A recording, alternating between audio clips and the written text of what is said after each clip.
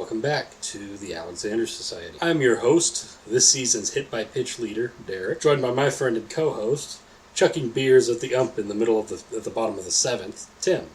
How are we doing tonight, this fine night, Tim? Pretty good. Ready to embrace my white trash heritage, or as the Jimmies would say, some panhandle behavior, because I can get behind chucking some beers at an umpire. Well, I wouldn't say that this is the hick version. We're talking about Philadelphia sports, baby. We're talking about the absolute fucking... No. That act in itself, the person throwing it is the white trash. Yeah, but like this isn't like your bog standard like rural Oklahoma type of trash. This is the worst sports fan base on the face of the planet trash. Philadelphia sports fans are scum of the earth and they're proud of it. And I am so happy I get to... Aren't they the ones who set their city on fire after winning the Super Bowl? They set their city on fire at a fucking whim. Okay. It doesn't matter what happens in the game. They set their fucking city on fire. Good to know. They fucking... At Eagles games, it used to be tradition to chuck batteries at the opposing team when they got off their bus. Like, this is... What kind of batteries? Like AAA, AA? It depends. Really, it depends on like what quality of person you are. If you're a... Did these fuckers pull out sports car batteries? I'm not car batteries. I wouldn't say car batteries, but if you're a nicer kind of person, you'll just stick with like the AAAs. If you're the average Philadelphian, you're going up to like some Ds. It throw-in size batteries. So they hit you and they hurt and they bruise. I don't know if they're gonna like cave in your skull, but like they fucking hurt. But yeah, that's the quality of people we're going to be talking about today, and we're going to be talking about one fine gentleman that I believe very much kind of... He was the first of this brand of Philadelphia sportsmen. So he kind of set the tone for all this psycho shit that is today? Now, here's the thing. He wasn't the psycho. But the fan base that rose up around him and then eventually turned on him is. This was kind of the first instance of like what Philadelphia sports fandom would eventually become. Okay. Yeah, I'm really intrigued on how this is going to turn out, because this is one of the few times where you kept the topic after we went away from surprise topics away from me, because you're like, I don't want this to be ruined in any little bit, because whatever. And I'm all here for it. So... before we get into that, how have you been, brother? I've been doing pretty good. I'm so excited that it's starting to get cold again and I can wear hoodies. I'm very excited about that. It's hoodie season. It's supposed to freeze tonight. I'm excited about that. We've had a couple freeze warnings recently here. But yeah, life is going very fine. How are you doing, Tim? Not bad, other than Tuesday. Don't think I got sick as in like something that congest, but like something went, like it can spread, not congest. But basically I got what felt like acid reflux, that whole chest pain, heartburn stuff, but without like the gas or like the nausea part, but then with a cough. So every time I coughed, like everything got worse. And I've been fighting that, so that's why if the audience at home can hear me and it sounds off, I'll probably sound off. Also, I want to talk about the irony. I put it in the edit from last episode, but it wasn't in a recording. I was talking all kinds of shit, hyping up Wendigoon, how he's never scooped us, and then he fucking puts out his Dracula episode. That shit. On his secondary channel. Like, a day or two before our Dracula episode comes out. This fucking shit. I'm so sick of Wendigoon, man. It's Lore Lodge who's done it 3 times, and then the 4th time we got scooped was Wendigoon. I don't fucking care. All those channels are the same to me. I'm a really impressive history research and like way bigger than we can hope to be at this moment. I'm a dark esoteric history YouTuber racist. They all look the same to me. Okay. That's right. Clip that, chat. I'm a racist against white people. I am coming for your toothbrush, Whitey. So, Derek, what are you drinking tonight? Oh shit, what am I drinking? So, the fine folks at George's Liquor Shop, probably the finest establishment for purchasing alcohol in the entire city of Oklahoma City, have blessed me this day. So, I walk in there, I get my stuff, I bring it up to the counter. I get myself some Crown Royal vanilla because I love Crown Royal and I love vanilla. And the guy up at the counter asked me, "Hey, are you a Crown Royal guy? You like Crown Royal?" I'm like, "Yeah, I like Crown Royal. It's pretty good. I come back to it when I'm in the mood for a whiskey." And so he reaches over to a spot behind the counter and he pulls out a lovely little Crown Royal flask and throws it into my flat bottom. It is gorgeous. Very obviously just came out of a case, it's just a novelty. Probably came with a bottle. It's not expensive looking or anything like that, but it's really nice for a freebie. For a freebie, it is incredibly nice. It is stamped with the logo on a beautiful red finish leather wrap, and it's just a regular light stainless steel body. I got it washed out, and I'm excited to take this to go getting wasted at a sporting event. I'm very excited about it. Anyways, I was excited about getting something free today. I got Crown Royal Vanilla. It's 35%. You know it. You love it.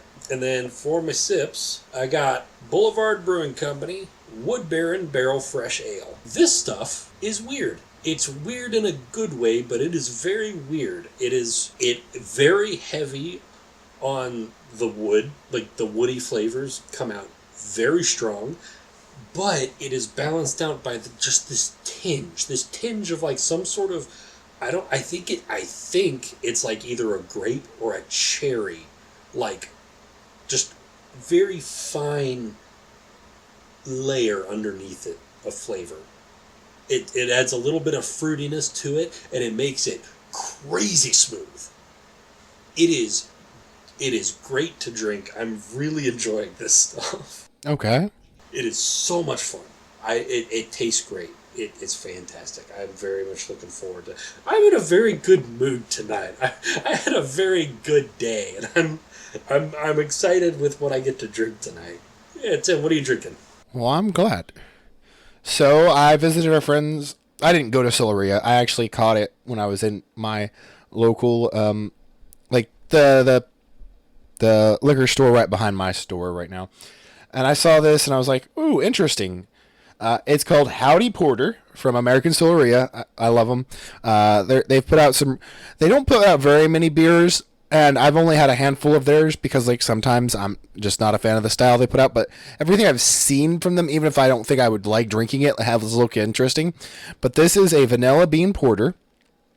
It is 6.5% alcohol.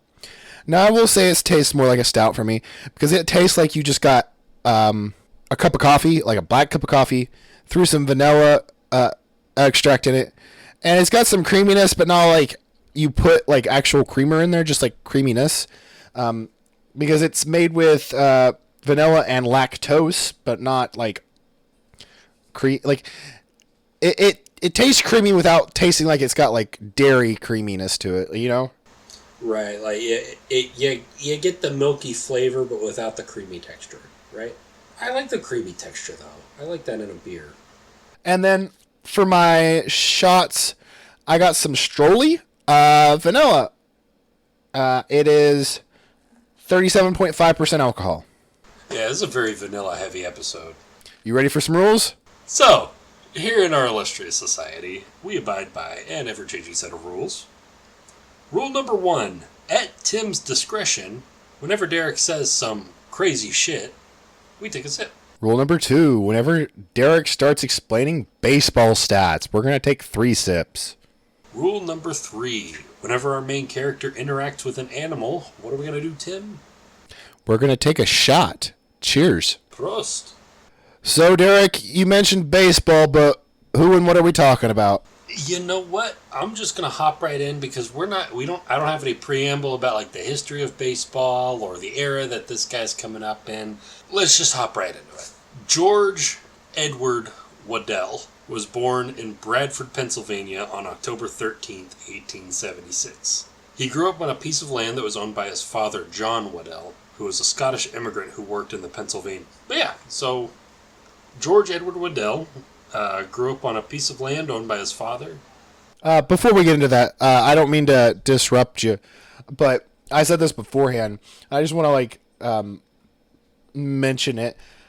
Out of all the rules you have set, because I always get the rules at least a little bit before we start recording, this is some of the most intriguing rules you have sent me ahead of time. And we've had some batshit insane teas. Not teas, but batshit insane rules and like all that. But just intriguing, like makes me raise an eyebrow. Like, what in the world is going on? This is one of them. I've been really interested. Yep.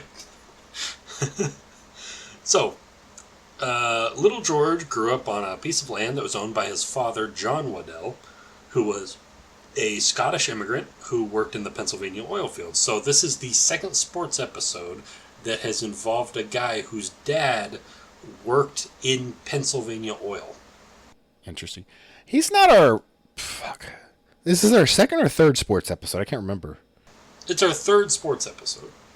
Okay, so we had the Heisman. Who was our other one?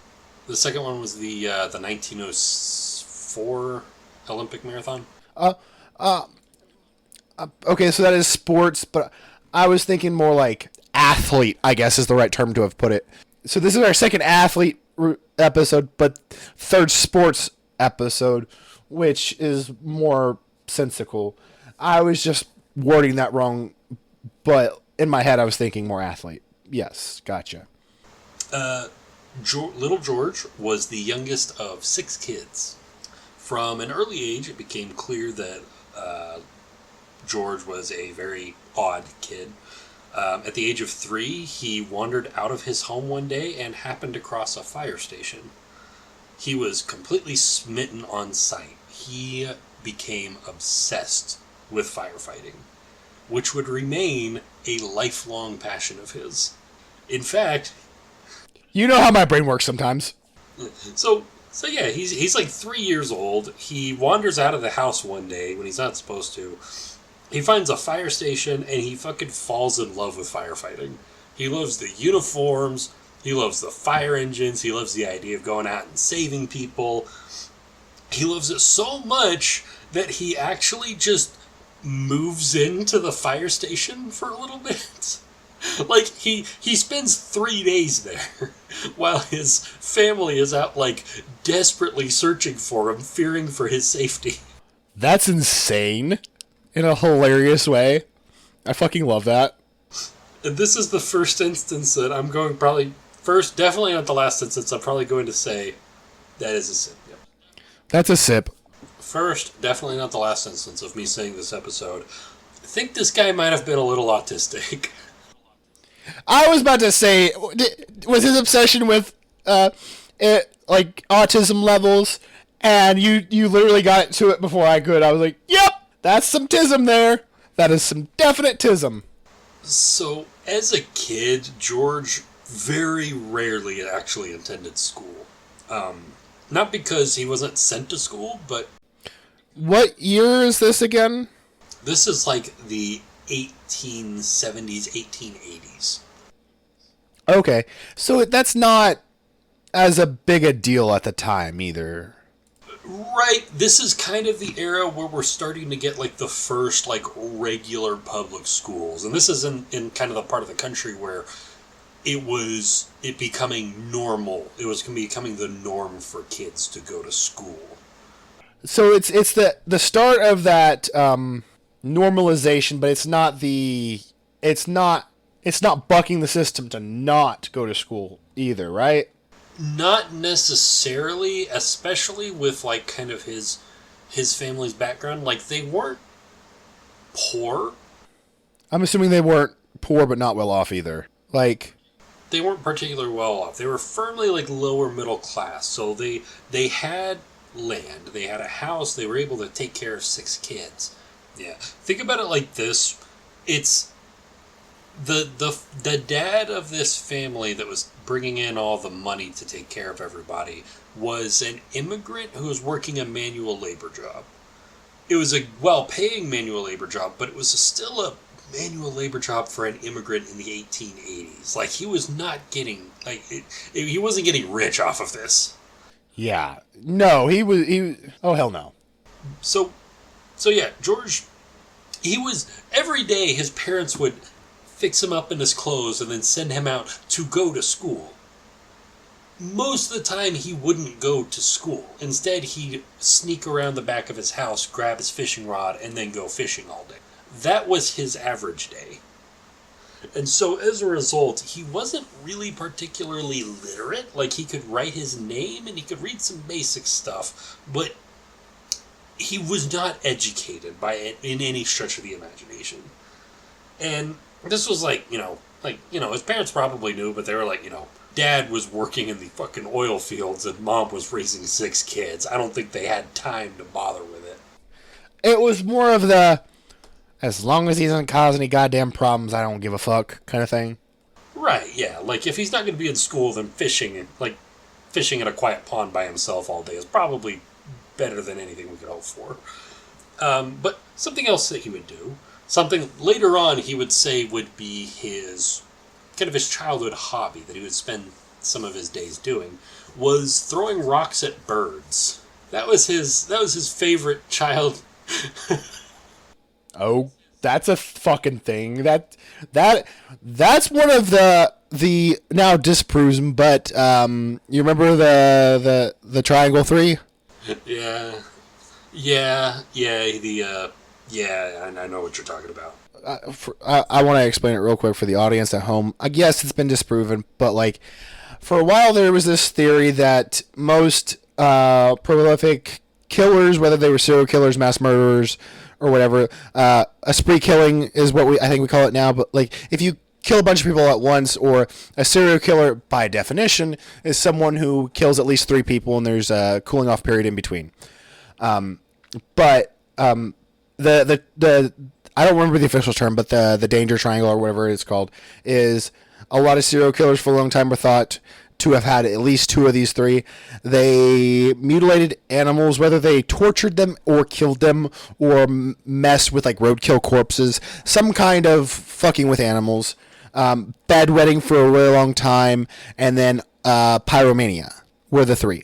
Like that was prevalent for a lot of the the 60s and 70s killers, so that kind of got to be like a thing for a while, and we thought that a lot of people prevalently thought that, but as everyone knows, not every killer fits into those little boxes that we like to fit them into, so yeah, it's a bit prescriptive. I will say, now that I'm thinking about it, the fact that he did throw rocks at birds and was obsessed with firefighting as a kid, wonder if he was a bedwetter.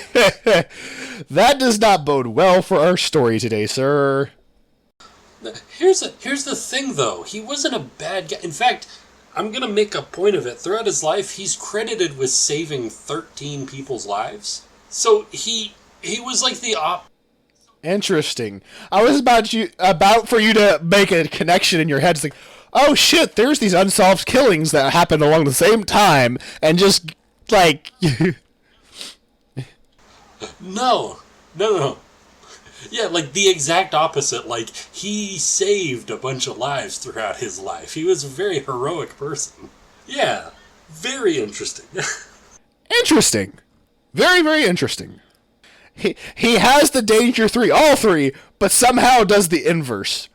Yeah, it's like multiplying 2 negative numbers together. Bros. Cheers. Anyways, yeah, that was one of his favorite podcasts, was throwing rocks at birds. And he got so much practice with it that eventually he was able to throw rocks not only accurately, but with enough force that he could kill a bird midair. I guess that's one way to accidentally train your baseball skills, but like... Yep, and that is, later on he would say, that is how I learned to pitch. It gives me very... I would not trust him around my kids' energy. Oh, no, you don't trust this guy around kids. Not because he's, like, intrinsically dangerous, but because he's gonna do some fucking dumb shit that's gonna get them hurt, too. You're like, he's not gonna touch him. But he very clearly doesn't have all his ducks in a row, and he's probably gonna get them into a wild adventure that's gonna hurt them. Yeah, like, imagine Lenny from Of Mice and Men, except he's, like, a star baseball player. I have never seen Mice and Men. You never read the book? Nope. Okay. I won't get into it right now. But how about this? Imagine Forrest Gump, but with the body of the Incredible Hulk. So he has infinitesimum strength, but with Forrest's provocation to get into like stupidly insane stunts. Yes. Yeah. Okay. Yeah. No. Would not leave him with kids. Does he have kids later himself? Okay. Good. He does not know. I don't think he thought about kids all that. Well, okay, I say that now, but here's the thing. He did spend a lot of time around kids, and I'll get to that later. And it was always very wholesome. But okay. So maybe he's like, I can't control myself when I'm like alone or with adults, but I can protect the kids, I guess. you know, I think he could. Now that I think about it, I think he probably was fine with kids. I mean, he did get into a lot of crazy shit, but to be honest, a lot of it was very self-destructive. Not really like. I don't. Not off the top of my head, I don't think there was a lot of like collateral damage. So like, and he did spend a lot of time with kids. So also through his rampant genocide of the local bird population of Butler, Pennsylvania, he also realized that he throws better with his left hand. So he's a lefty. Yeah, he's a lefty. Although later on he would bat with his right hand. He was a right-handed batter. So he's like ambidextrous, probably semi-ambidextrous at least. Yeah, I'd say he's probably ambidextrous. Lefty pitcher, righty batter. Have I ever told you my theory on why I am right-handed and not why I'm semi-ambidextrous, but I am right-handed, not left-handed? I think you know how your brain is wired to be one or the other. It's not like a choice or anything like that. I think the reason why my handwriting is so bad, and I think why I just like unless I'm really really hard concentrated at handwriting, it's really bad. Is I think I was supposed to be left-handed, like writing style wise, but my brain just couldn't figure out how to move my hand correctly. So my brain was just like, okay, right is easier. Because I do a lot of stuff that a right hand dominant person is not supposed to do with their left hand. That's why I call myself semi-ambidextrous, because I do a lot of different things with hands. Writing is the only one of the few hard things that I do with my right hand that I only do with my right hand. Yeah. So as little George was getting up into his early teens, he started working in the oil fields with his dad, which not only brought in some extra cash for their giant fucking family, but he was carrying around heavy stuff all day. He was doing a lot of. He got jacked. He got yoked. He got fucking yoked, dude. This guy was fucking. If you ever see a picture of him, he was built like a brick shithouse. It's the guy was the Hulk. Now, granted, by the time he was fully grown, he was 6'1" and 200 pounds of pure muscle, which doesn't. Oh shit! 6'1" and 200 pounds. I know what the BMI is bullshit. I think we've talked about this. I don't know if it ever made it in the episode, but if you're in any kind of sports, 6'1" and 200 pounds, you've got to be yoked because if you're 6'1" and you're in a sport. You can't be fat, because you don't have the height superiority. I know baseball's not a tall person sport for the most part, but you look at sports, yeah, you can be tall and you can have extra weight on you or whatever and make stuff work. But 6'1" is just tall enough that you cannot carry any extra weight, kind of. You know what I mean? So if he's just 200 pounds, if he wasn't yoked, that would be carrying extra weight. So he's got to be yoked. Yeah, 6'1", 200 pounds. By comparison, the average height for a man in America at this time was 5'7". Oh fuck! He had to been In comparison, he was a fucking giant. Yeah. Shit. Yeah. So once he got into baseball, due to both his size and his reputation as kind of a dumb, like, backcountry hick. He received the nickname Rube, which was like a derogatory term for like dumb country people back then. So it was like calling him a hick or an okie or something like that? Yeah, exactly. And so he became more well known as Rube Waddell. Rube, because of his self-taught pitching ability, would eventually be able to join a minor league team there in Butler when he was 18 in 1894. It was immediately apparent to everyone two things about Rube. First, he was a naturally gifted pitcher. He had an insanely fast fastball for the time, and he eventually developed like a curve. Also, I apologize for one more derailment. This vodka is so bad, I'm not taking any more shots tonight. I am sorry. I'll do like my best to catch up on like the beer, but that's just, this is unconsumable. I apologize, Derek. Okay, that's fine. I try not to fake shit on the podcast for you on like the shots. Like I prefer being honest on this shit nowadays that instead of just faking the shots for you. But like, and I'll fake it for like the recording, like for the audience at home. But like, this is so like, you remember how you probably heard the story from Eli and Jeff afterwards because it was the year before you got here. You remember how we talked about the UV cherry vodka? Oh God. They wouldn't shut the fuck up about the UV cherry vodka. I'm putting this on the same tier.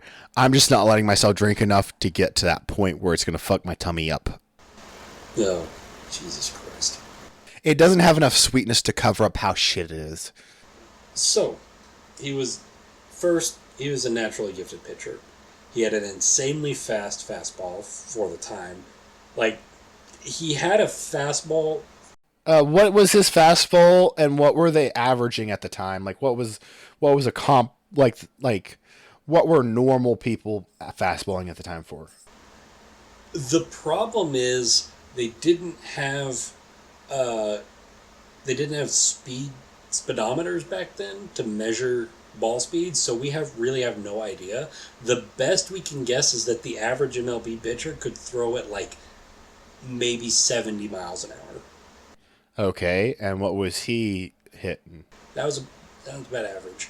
He could probably get up to about 85 or 90, which is like the lower end of modern pitchers. Yeah. So he was looking closer to modern day. Sorry. He was looking closer to modern day than pitchers of the day. So he was making them look like chumps. Yeah, he had a fastball that was so whippy that it scared batters. Like, they were battered. I bet it was like, scaring. Are the umps the catchers, or is it just a catcher? I thought it was the cat. There's cap. Yeah, there's a position called catcher. They're the ones behind the. That's what I thought. I didn't want to. I wanted to make sure I wasn't like confusing because I don't know hardly shit about baseball. I sat through one baseball game and fell asleep. Yeah, there's the catcher, there's the batter. Two. Yeah, there's a batter at home, and then right behind him is the catcher who's playing defense, and then right behind that is the ump who's like calling outs and things like that. Yeah. So his fastball was so fast that players would like lean away from the box. Like they'd be physically like leaning back to get away from it because they were so scared of getting hit by it, and it completely fucked up their form. And so he very quickly became an absolute monster on the mound. Not only for that, but also after a little bit of practice, he developed even by today's standards, a fucking insane curveball. Like, I'm not even sure it's right to quite describe it as a curveball, because in baseball, you throw a curveball, it looks like it's going one direction, and then at the last second, it kind of goes a different direction. Okay. What he was doing was he was throwing a ball that would, like, they described it as it would jerk in random directions through the air as it Do we not have a whole lot of recordings of this era? We don't have there's no cameras in rural Pennsylvania at this time. No. Well, no, I baseball, like, sports are one of the few things that they kind of recorded extra of, but I also know, like, recordings were very rare at this kind of time too. Yeah, if you're talking about like one of the bigger major league games, but this is like minor league in a small town in Pennsylvania. You're not gonna see. And then even when he gets to like the big games, like it just wasn't common enough to film games at this time. You wouldn't get like regular filming of games until like the 1930s. Okay, yeah. So he had the crazy fastball, the crazy curveball. He was putting batters on their asses. He was a crazy good pitcher. The second thing that became immediately apparent about Rube is that he did not know how to play baseball. Explain. For example, whenever a batter would hit his pitch up the center, so Rube would be pitching, he'd throw it, batter would be up. If he hit the ball, very often it would go right up the middle towards Rube, right up to the pitcher's mound. In those cases, what normally happens is the pitcher will either pick it up and throw it to first so that the guy at first base could take it, touch the base, and the runner would be out. Or the pitcher will take it, and if he thinks he's close enough, he will run up, he will tag the runner, and the runner will be out. That's usually what happens when a hit goes up the middle. What Rube would do is when a hit would come up the middle, he would pick it up and immediately throw it at the runner as hard as he possibly could. Wow! He injured multiple opponents doing this. That sounds like he thought it was like a mix of dodgeball. He thought that that's how you got them out. He was explained it. There were multiple instances, just in like the first half of his very first season, where he would be taken out of the game and benched for a little bit after he hurt an opponent doing this, where they would explain to him, that's not how this works. You need to either tag him or throw it to somebody who can tag base. That's how you get them out. Do not throw the ball at people. And he was like, okay, got it, boss. And then he'd forget about it, and so the next time he was out pitching, he'd immediately do it again. But of course. He would just forget that was explained to him. Sure, forget. Let's go with that. No, genuinely, actually, he just forgot. Like, that's not a euphemism. Like, he would just forget things. Oh, wow. So you're saying, like, this man was just, like, completely just, like, airheaded like that? Yeah, that's a perfect way to describe this guy. He was airheaded. Wow. You could blow air over his ear and play it like a jug. I love that mental image. So after a couple seasons of that, he was approached by a local college called Vallant College in Vallant, Pennsylvania, and they wanted him to go to their school and play for their team. They offered him free room and board. You know, he could go there, he could take classes, and he was like, I don't like school. Why would I care? And then they were like, okay, well, we'll pay you $1 a game, and we'll give you free tobacco. And he was like, sign me the fuck up. Sounds like back then, for sure. Yeah, definitely. That's the one season that he played there. He averaged 15 strikeouts a game. They didn't play 9 innings like they do today. In this league that Vallant played in, they only played 7 innings, and he averaged 15 strikeouts a game. You're still assuming I know that much about baseball. Okay, yeah. Let me explain. Today, in the MLB, in professional baseball in 2025, the average strikeouts per game for a pitcher is 8. And that's over 9 innings. They only did 7, and he was averaging 15. So what you're saying is, like, we have a couple extra rounds compared to then, and he was still hitting more than we do now. Yeah, he was he was doing like almost twice as much as they do today. Fuck. With less to do it with. This guy, oh, he's so fucking good, and he's such a fucking weird guy at the same time. That was me explaining a stat. You want to take 3 sips for that? 3 sips. We took a while on explaining that stat.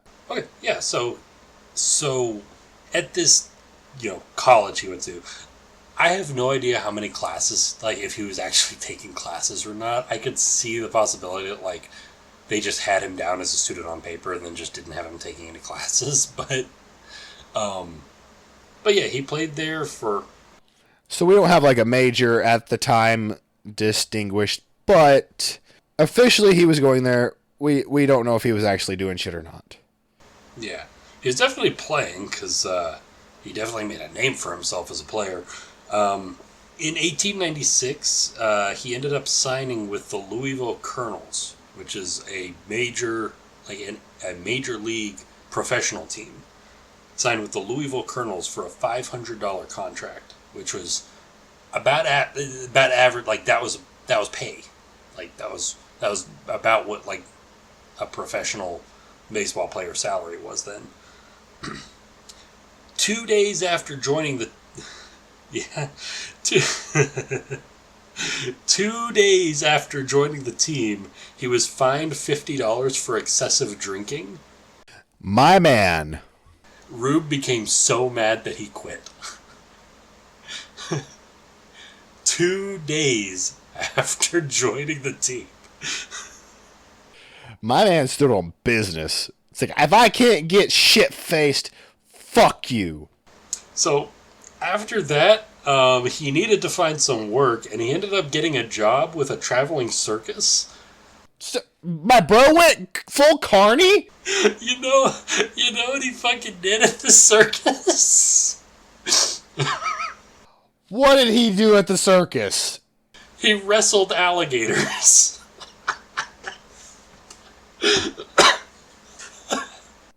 I'm going to say that's 2 sips because my man becoming a carny is crazy shit. But that's an animal, though.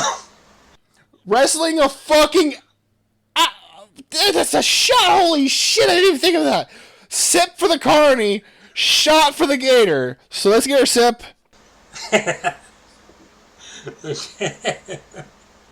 Shot ready?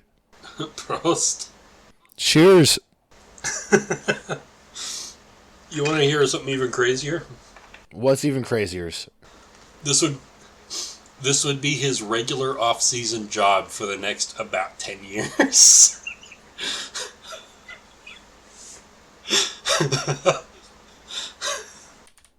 So what you're saying is like my man stood on business, said if I can't be shit-faced, I ain't playing for you. Joined the circus, and then it was like, I'll just keep doing it when baseball's not on. Right, yeah, that's exactly what he did.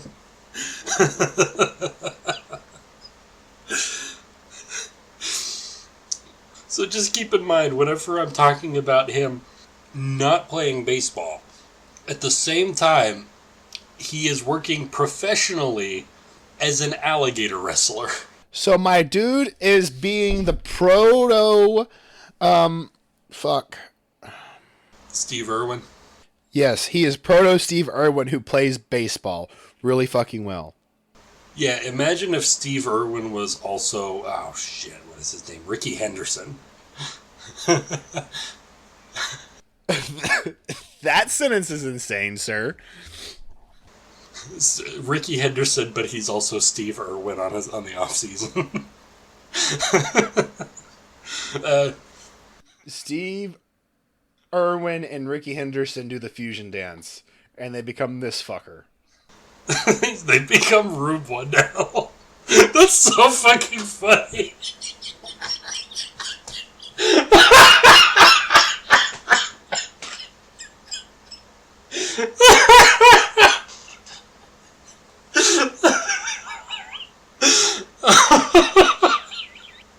Oh my god. Okay. So, so Rube got back into baseball in 1899 when he joined a minor league team in Columbus. And this is where he really starts to get famous. That season, he won 27 games. So yeah, fans loved Rube for two big reasons. One, he won a lot of games. And two... It sounds like it, because he sounds like he was, like, throwing shit out there that no one was used to. The second reason was because he'd do shit like this. He refused to use the player entrance to the stadium, and instead would go in the front entrance, walk down through all of the seats in the stadium in order to get to the field. And as he did so, he would take beers and food out of random fans' hands and just start eating and drinking them on the way down. What the fuck? Like, he'd just wander by and take a beer out of a guy's hand and then just down it in like 3 gulps. Speaking of beer, you need to take a goddamn sip, because that's some crazy shit. Oh, it gets better. Every once in a while, a patron would take offense to having their food stolen, and a fist fight would ensue. So he would fight the fans on his way into the stadium before he played a game. Wow! And then, keep in mind, he is doing this while he's in his street clothes. This would be pretty much at the start of the game. Like, the game is about to start in like 30 seconds, and he's doing this. And he's still going to be in his street clothes. So when he gets to the field, he'll hop over the barrier, he'll get into the field proper, he will change from his street clothes into his uniform on the field in front of all of the fans. And here's another interesting fact about Rube Waddell. He didn't believe in wearing underwear. What? The man did not wear underwear. You're telling me, on top of everything, every crazy fucking fact you've already said about this man, he was a free baller. He was a free baller, yeah. And he would get buck-ass naked in front of an entire stadium of fans to change into his uniform 30 seconds before the game starts. Brother, if I wasn't going to call a sip before that sentence came out of your goddamn mouth, I'm sure as fuck going to now. In fact, take 2. Keep in mind, this is all after he has stolen a bunch of food and beer from fans and potentially gotten into a fist fight with one of them. Fuck it, make it 3, because all of that is just so insane that I feel like that needs... Stealing food, that's insane. Starting a fist fight for the fans, that's insane. Fucking strips buck-ass naked because he wears no goddamn underwear before the game is insane. So, opposing fans realized very quickly that he was really easy to distract while he was on the mound. One of the most successful ways to get him off his game was to hold up a dog in the stands. What? Explain! Because if Rube saw a dog, even if it was in the middle of the game, he was gearing up for a pitch, if he saw a dog in the stands, he would immediately, in the middle of the game, walk off the mound towards the stands so that he could go and play with the dog. Crazy that a professional sports baller would do that, but I respect it. Still take a sip. I fucking love this guy. This guy's great. I respect the shit out of this man. He took... Can I pet that dog so goddamn seriously? This guy fucking loved dogs so... Oh shit, that's another animal.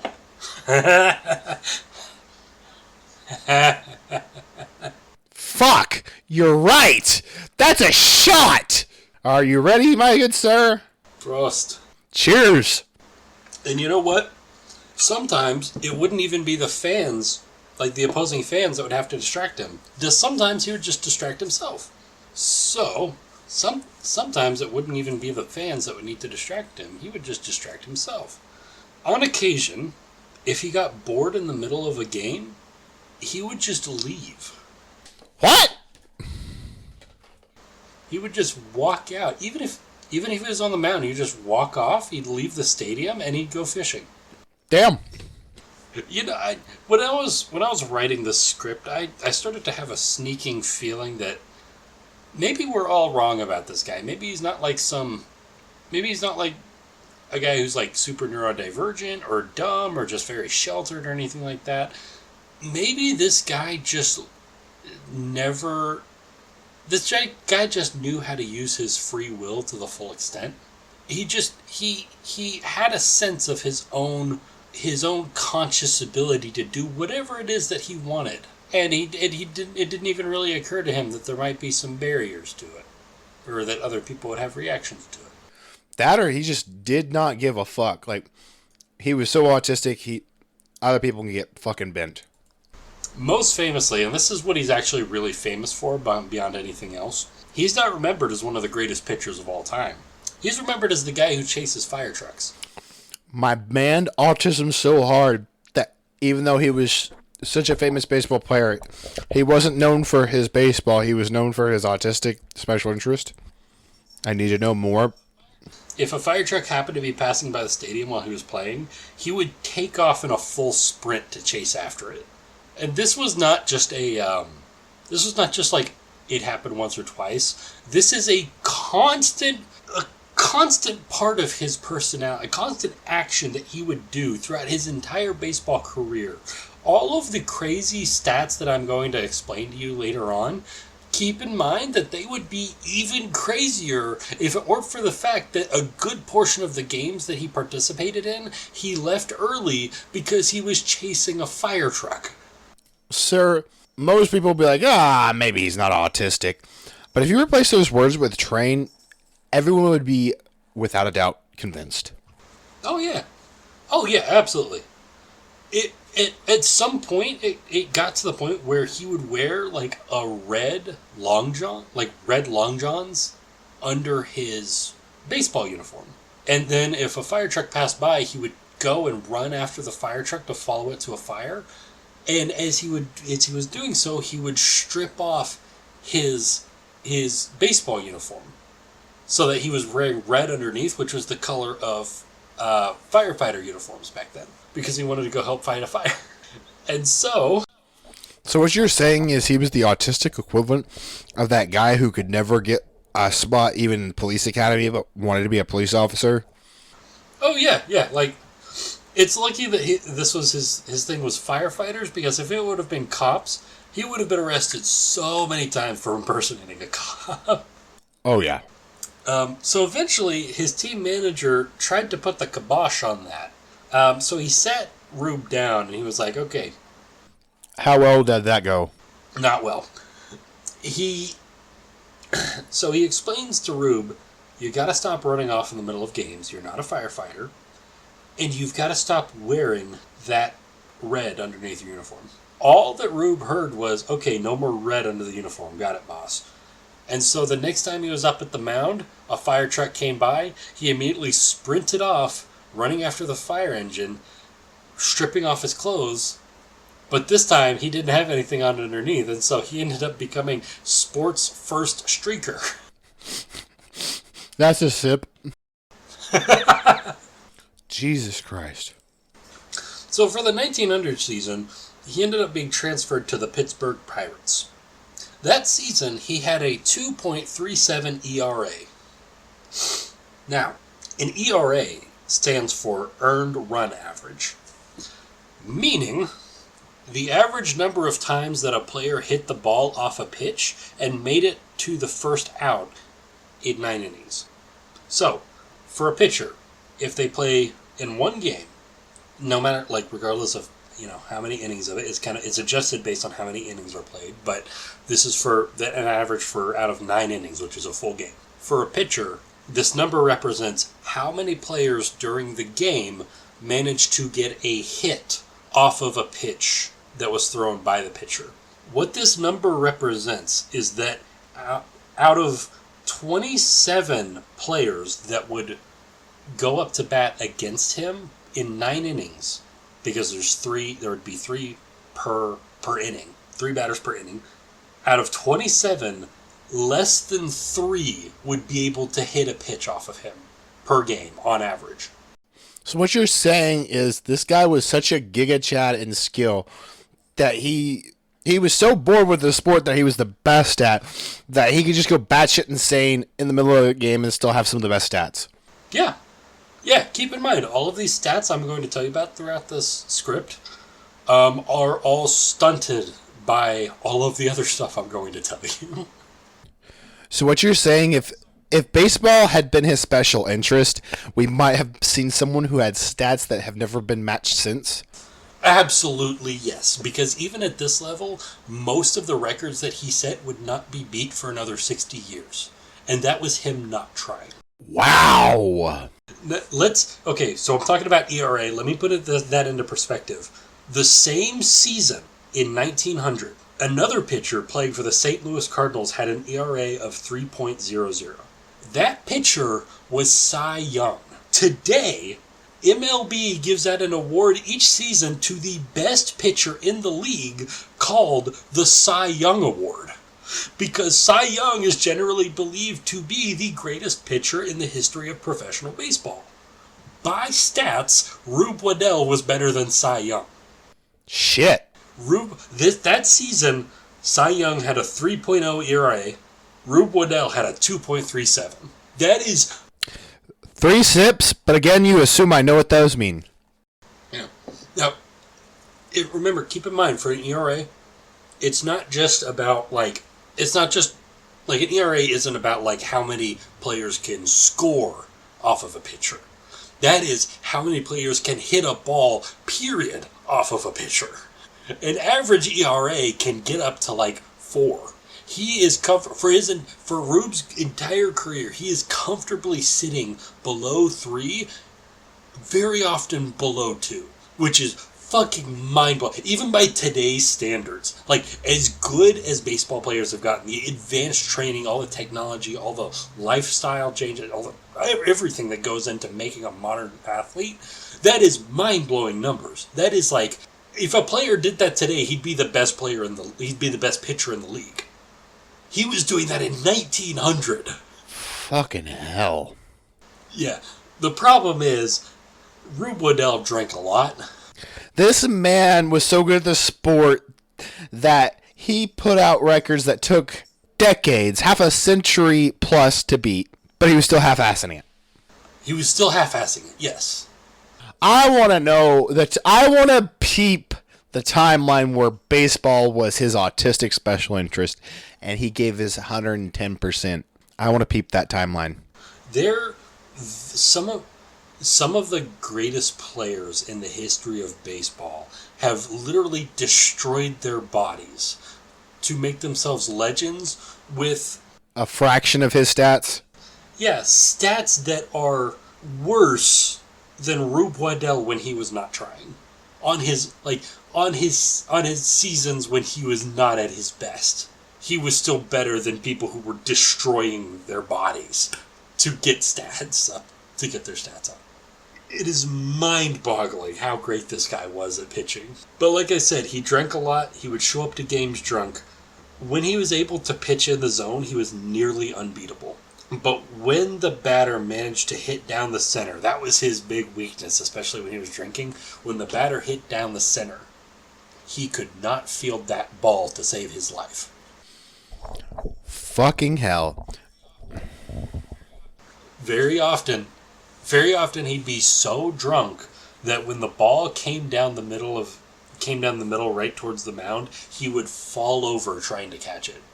And so for any other pitcher, even your worst pitcher, if you hit a pitch down the middle, that's basically the same as an out. If it was Rube Waddell, despite all his skill, if you somehow, by the grace of God, managed to hit a pitch off him and could put it down the middle, you were basically guaranteed at least a single, which means you would get on first base. Damn. That's how bad he was at fielding the ball. That was his big weakness. And it was... Yeah. So, anyways, this So, because of his drinking and the fact that he was absolute dog shit at fielding the ball, as a result, despite his fucking mind-boggling stats in the 1900 season, they ended up having a losing record that season, just because of all of his drawbacks that could be exploited. So, in June of that year, he ended up being suspended after getting into an argument with his team manager and pulling a pistol on him. What? No, hold on. Wait. Pulling a pistol on him. Explain what you mean by pulling a pistol. He pulled a pistol out of his waistband and pointed it at his manager in the middle of an argument, a full screaming match, while telling him, "I am going to fill you full of holes." Now, I meant more, like, does he point it at his head? Does he point it at his general vicinity? He points it at his chest. Now, keep in mind, he's probably very drunk. So it's kind of probably wobbling around, but it's in the general vicinity of his chest. And keep in double mind, now, I'm going to, as soon as I'm done saying this, I'm going to unplug my headphones because you are going to yell. Fuck. He did this in the middle of a game. What? Yep, that's what I was waiting for. Yes, he pulled a pistol on his own team manager. Question. Hold on. I'm going to build a scene and see if it's correct. So are you saying he was sitting at, like, they're both in the dugout, the game's going on, and he pulls it from his waistband and points it at the manager, right? Right, yes. I want to shout, but I'm just speechless. So, understandably, he was suspended and cut from the team after this happened. Now kicked off the team, the manager of the Milwaukee Brewers ended up picking him up and signed him for the 1902 season. That season, he accomplished one of his most famous feats. He pitched a 17-inning game. 17 innings, that means that the reason for that was because at the end of the regular 9 innings, they were still 0-0. So they went to 10th inning. Didn't score. 11th, didn't score. So on and so on, until finally Rube himself was actually able to hit a triple in the 17th inning of the game, which is almost twice as long as a normal game. There was one. Now that would be impressive enough on its own. The big problem was this was game 1 of a doubleheader. That means a doubleheader is so the way that baseball is played, they don't just play one game and then decide who wins based off of that. They play 7 games. So, and then whoever reaches 4 games wins. Whoever reaches 4 wins the series. So, a doubleheader is when they play 2 games of these series, so 2 games between the same 2 teams in the same day. This 17-inning game was game 1 of a doubleheader. He played all 17 innings. Now, even back then, it was customary that a pitcher did not play more than 7 innings. If a pitcher got to inning 7 and he had played all 7 innings, it is very often the case that they will bring in their secondary. Because a pitcher pitching that many times really damages their arm. Yeah. He played 17 innings, and then at the end of that, his manager came up to him and said, "Hey, if you play all of the innings in this second game of the day, 9 more innings minimum, I will pay for all of the expenses for you to have a 3-day fishing trip. All expenses paid. Fishing vacation." So what you're saying is, hey, minor special interest, you fuck up your arm, I'll pay for a 3-day minor special interest trip. And he's like, fucking bet. Not only did he say bet, he threw a complete game shutout. There was not a single player on the opponent's team in that second game that got a runoff on him. I didn't call any sips during that whole thing. I believe that deserves at least 2, bare minimum. Now, for those counting at home, 17 plus 9 is 26. He threw 26 straight innings in one day. And he wasn't even fucking trying. And he wasn't even fucking trying, and he was drunk for most of it. But of fucking course he was drunk for most of it. Oh my god. Nowadays... This man takes the joke built different to a new fucking level. I don't have the exact numbers, but nowadays, a pitcher in one game throws 7 innings. That's about, on average, about 130 pitches. That's considered the limit of the human body before it starts to hurt, before it starts to damage the pitcher's arm. He threw 4 times that, and he came out the other side perfectly fine. There was nothing wrong with his arm. He had to ice it a little bit. Bro had that special level of tism. By that I mean, with certain levels of being on the spectrum, most people call it functionality, but I think this is sometimes separate. There comes a little bit of the nerve sensitivity / pain deadening that... You know how people mention autistic strength or whatever. Along with that, usually comes a level of nerve, like a pain tolerance. Disconnected from your.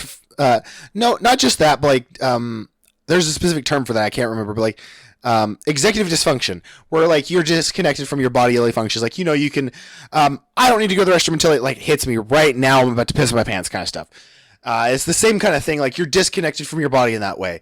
That is some next level executive dysfunction to your nervous system to not feel any of that kind of pain. Holy shit. Yeah. Also, one other thing I didn't put in the script, but I just thought about. One of his teammates mentioned in an interview a few decades after he died.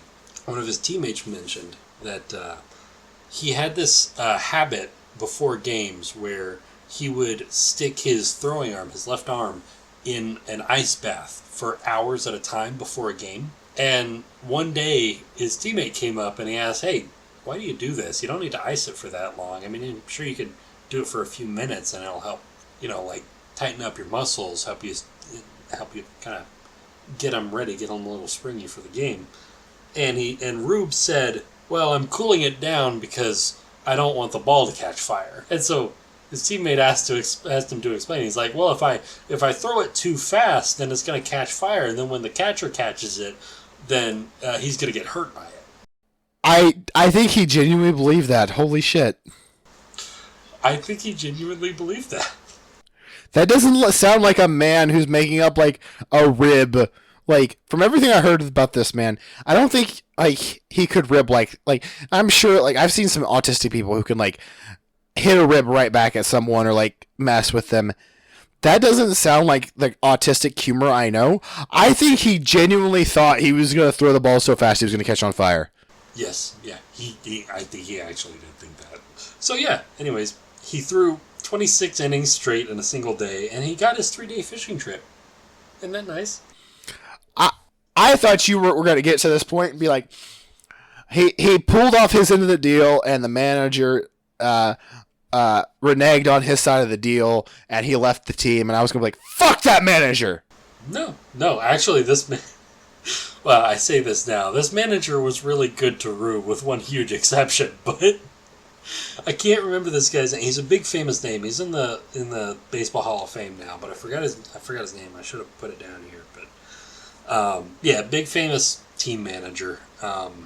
Was usually really good to Rube, with one big exception that I'm going to get to here in just a minute. Anyways, so partway through this season, the 1902 season, this is the 1901 season. Partway through that season, there's a contract dispute between Milwaukee and Pittsburgh over Rube's contract, because I know this is slightly off topic, but not really. What was the replacement season? The season where they had to bring in a bunch of female players because they were all either on strike or they were all at war. I can't remember. That was during World War II. I can't remember which year specifically. It might have been probably either. I thought it was World War II, but I wasn't 100%. I figured you'd know a little bit more about that. I was just trying to get a feel for when that happened. Yeah, I know what you're talking about. It would have been either 1943, 44, or 45. I don't know which one off the top of my head. Generally World War II times. That's all I really needed to know. I was just making sure I was remembering the basic time when that happened. I appreciate that. Yeah, I know exactly what you're talking about. Anyways, so yeah, he back 1901 he had gotten cut from, or after the 1900 season, he got cut from Pittsburgh and he went over to Milwaukee. During the 1901 season, there was a dispute because Pittsburgh claimed that they still had Rube on contract and he shouldn't have been playing with Milwaukee even though he had been cut. So, in order to just avoid... They're cucks. They're fuckheads. So, in order to just avoid this dispute altogether, Milwaukee just cut Rube. That's even cuckier! Yeah, it's pretty funky. It's some corporate fuckery. So after that, he went to play for the Chicago... Hold on, are you actually hearing what I'm saying? Did you say that? Did you think I was saying fucky or cucky? No, I didn't hear what you said. I thought you just said fucky. I was calling them cucks. Oh, yeah, Milwaukee, yeah. Yeah, this is a big cuck move. Okay, I wanted to make sure you understood me, and I'm glad you agree. We can continue. Yes, yeah. Yeah, absolutely. Yeah. So after this, I cannot believe this was a fucking real team's name. He went to play for the Chicago Orphans.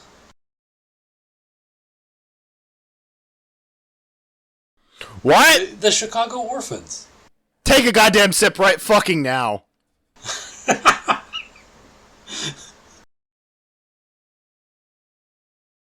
Who the fuck names their team the fucking Orphans? Yeah, it's better than their last name. Chicago? The Chicago Dead Parents. Yeah. God damn it, Derek. You earned an extra sip for that just because that was so goddamn bad. God damn it. So yeah. I hate that I'm laughing so fucking hard at that right now. Yeah, so he went to play for the Chicago Orphans. The Orphans ended up suspending him at the end of the season because he ended with a 13-15 record, mostly because of the fact that he kept leaving games to chase fire engines. They cut him because he was too goddamn autistic, is what you're saying. Yeah, pretty much.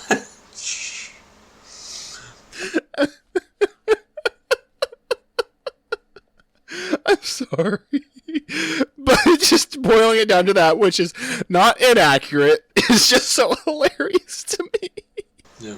I need to remind the audience at home that this was a real guy. This story is not made up. This was a real guy. These things actually happened. This guy sounds like a character. He sounds like if someone decided to make the baseball version of Forrest Gump. Yeah, absolutely.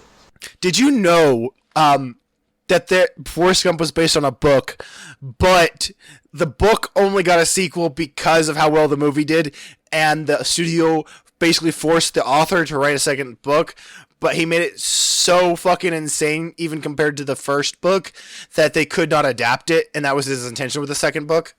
Because you see how insane Forrest's life is in the first book, and he somehow, not only one-ups it, but, double-ups it, or however you want to fucking put it. I haven't read it, but, I heard, he literally made it so much more insane just so it was unadaptable. The one thing that I know about the sequel book to Forrest Gump is that somehow, I'm not sure exactly how, but in some way, Forrest Gump was a participant in 9/11. He was one of the moon landing as well. In the sequel book. Oh, it's so fucking dumb. Okay. It reminds. No, the,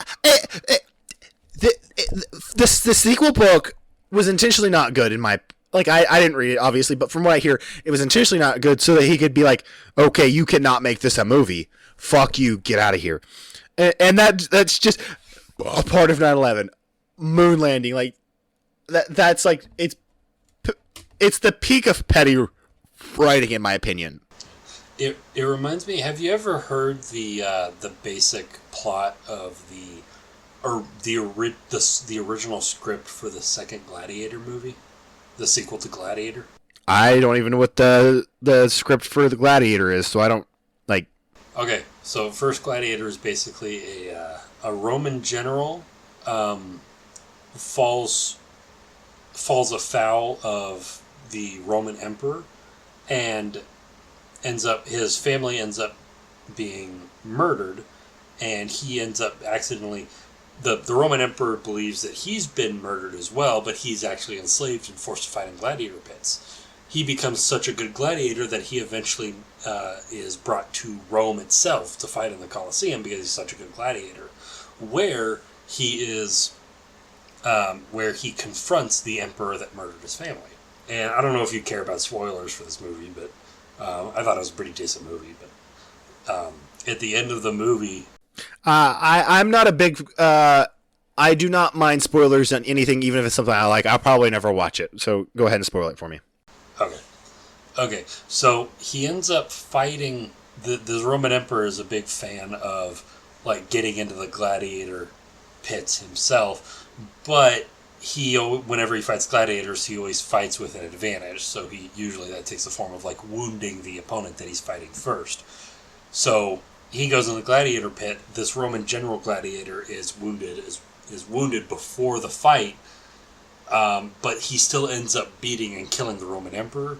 And then at the very end of the movie, he says his big dramatic last line, and then he falls over dead. And then the ending scene is where he's going to Elysium, the afterlife, and he's finding his family again. Okay.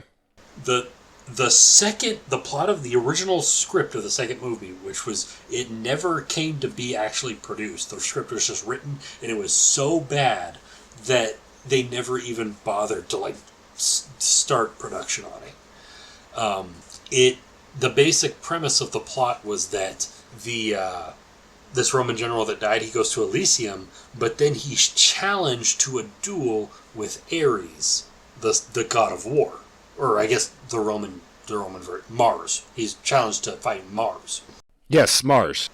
He beats Mars, and Mars is so infuriated at being beaten that he casts his soul back to the mortal realm, and he's forced to be immortal. He's forced to live out immortality.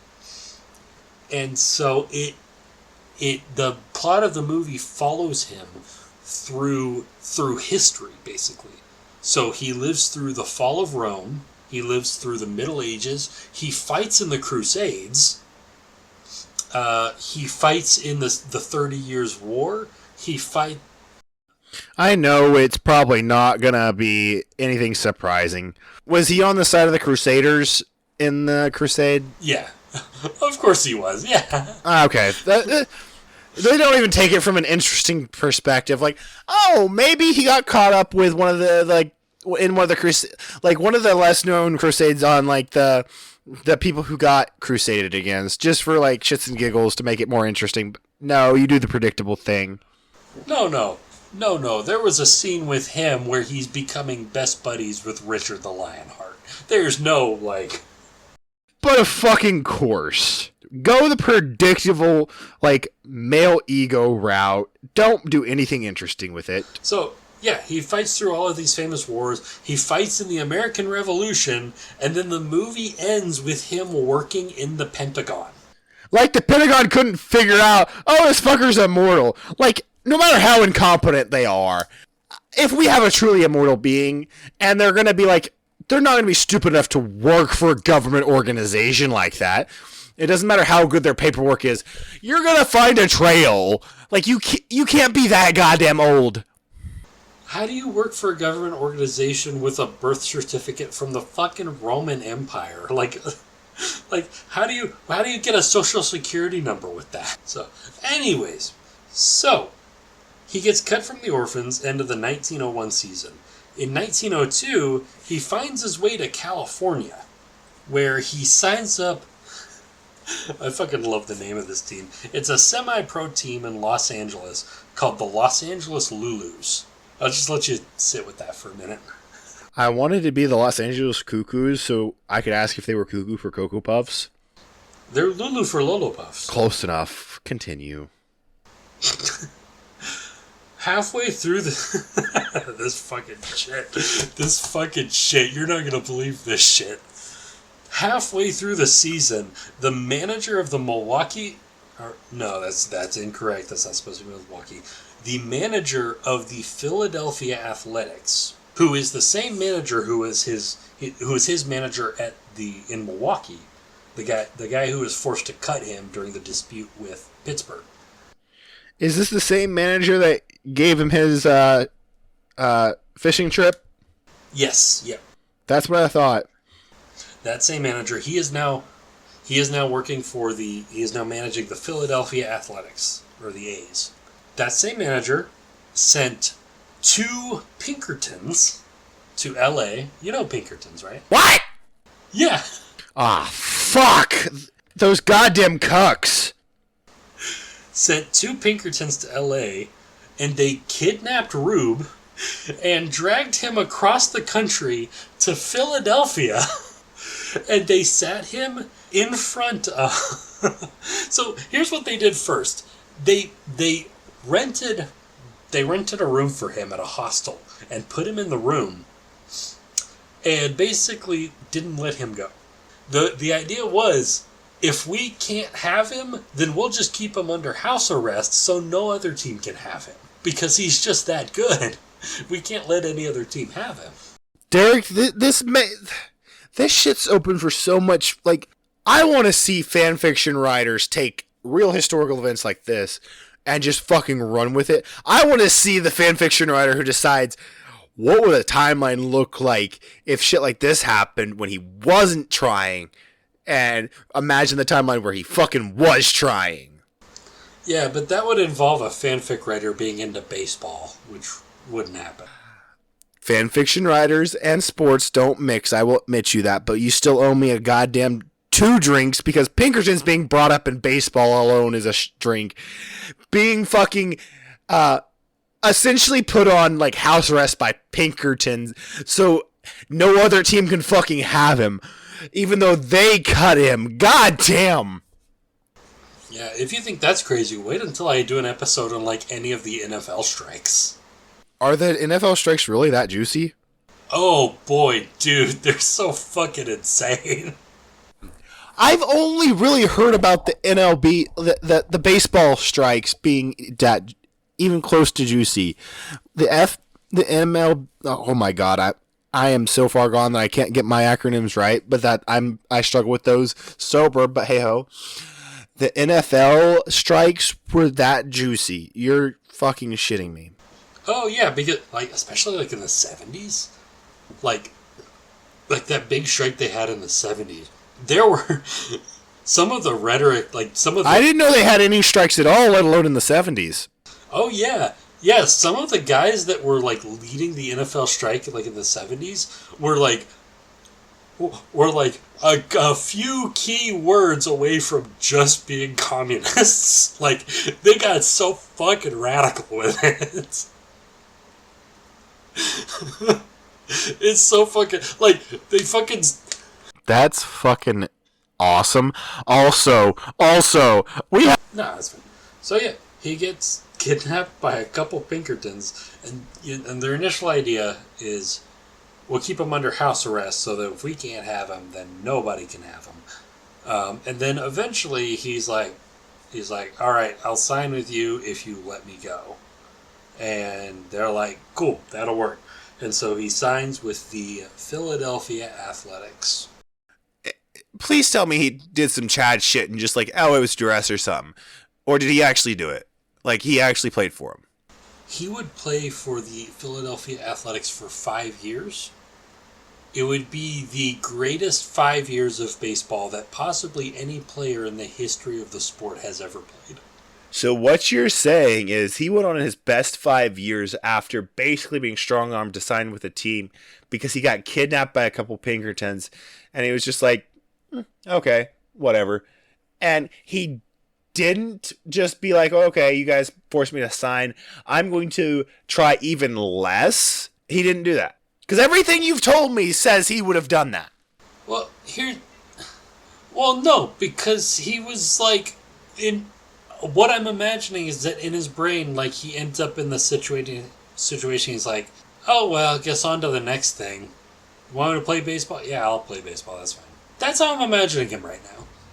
So what you're saying is he was so autistic that he just couldn't be bothered to give a fuck about being strong-armed. Yeah, very much. Good God. So pretty much every season that he played for the Athletics, he led the league in basically every pitching stat. Keeping in mind, this is at the same time that Cy Young is playing.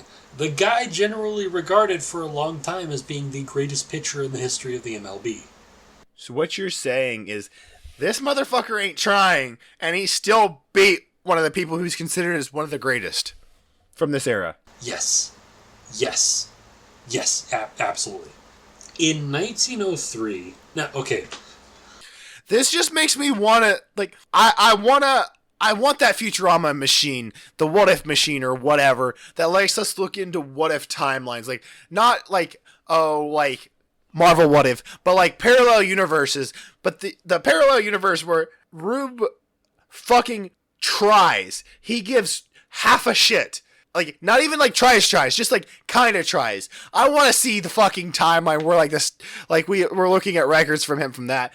And I just can't, like, it just sounds so insane because like, I want to go off the deep end because like he wasn't even trying, but then like how many stats would he have if he kind of tried, and how many stats would he have if he didn't like he really tried? Okay, so one of these years, I'm just gonna shotgun out some. This is some shit that he got up to in 1 year, 365 days. This is the stuff that he got up to in 1 year in 1903. 1903 is like his like Rumspringa. Fucking what? I know what Rumspringa is, but I was trying to, like, I'm really bad at words, Derek, as you know. Like, I was trying to say Rumspringa. Like, it's his, like, I'm going to do whatever the fuck I want. Kind of. So, just okay. Here's a list of some of the shit that he got up to in 1903. He went 22-16 with a 2.44 ERA. Again, fucking mind-boggling stats, even by today's standards. Again, you assume I know what these stats mean, but continue. Yeah, the ERA is the one I explained earlier. I vaguely kind of got the concepts you were explaining, but like continue. It's a, think of it as just a measurement of how good he is at pitching. Anything at 3 or below is like record-setting legendary. Okay. And what would you say the ERA was? He had a 2.44 that season. Oh, okay, so just suck my dick ERA. Suck my dick ERA. That wasn't even his best ERA. That's walking into a school classroom as a student, pulling your dick out and telling the teacher suck it, and the teacher says yes. Yeah, the following year, 1904, he had a 1.96. You had to finish that while I was mid-sip? Yep. Which, 1.9... I am glad I am not like even a fraction more drunker, because I might have just ruined my second monitor by spitting out my drink. Yeah, 1.96 is in the top 5 best single season ERAs of any pitcher in the history of baseball. Fucking has to be. Yep. That same year, he met, married, and then separated with a woman named Mary Wayne Skinner. What happened in 1903? Did they give him fucking Adderall? Meth? He rescued a drowning woman. What else did this fucking autistic Giga Chad do? He accidentally shot a friend in the hand. Do we have the full story, or we just know he shot the Fred in the hand? I don't have the... I'm sure the full story is out there. I didn't find it. I didn't find the story for this next one either. Got married and then separated. Rescued a drowning woman. Rescued a drowning woman. Accidentally shot a friend of his in the hand. This last one, he got bitten by a lion. Dude, with the I need more fucking details. Bitten by a goddamn lion. What the fuck? I do too. The article didn't have context and I couldn't find it. I assume it had something to do with the circus he worked at. I couldn't be for sure, but... You seem confused. What's confusing you? He got bit in the hand by a lion. Yeah, very obviously it had to be part of, like, being a carny, but, like, being a surviving a lion bite is still just some of, like, after everything you've told me about this goddamn man, I'm just like, what? I'm speechless. That's a goddamn shot. Fuck you, I can't That's believe a lion's an animal.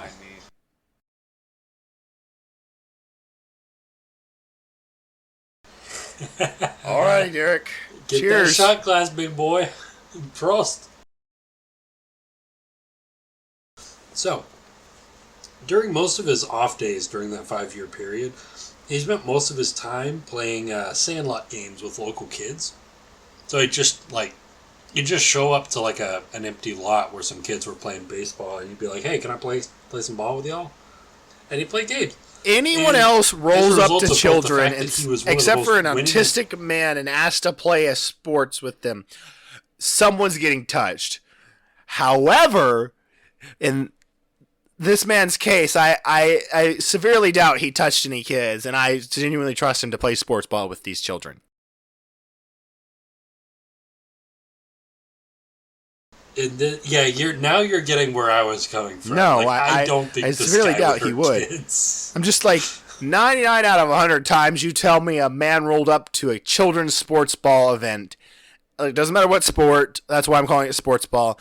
And asked to join them. I'm going to say someone ended up getting touched in a way that no consent could be given. But if you include this man, I'm inclined to say there's no way in hell he touched a child.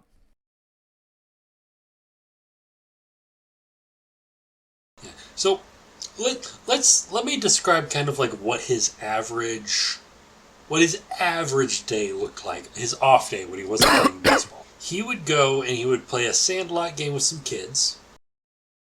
And then when night came around, he would go to whatever bar he could find. He would walk in, he'd go behind the bar, and he would take over from the bartender. And what the fuck is this man's life, Derek? Himself.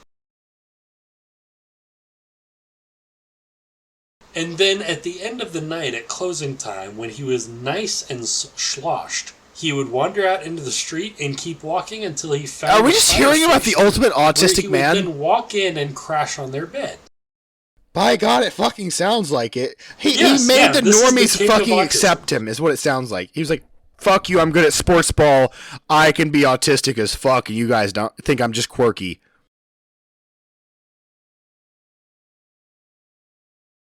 Yeah, this is the one autistic man who learned about self-confidence. And the reason he could just walk into any fire station is because he'd visit the fire stations constantly, and all the firefighters do him on a first-name basis. Autism so hard, every firefighter in your community knows you by his first name.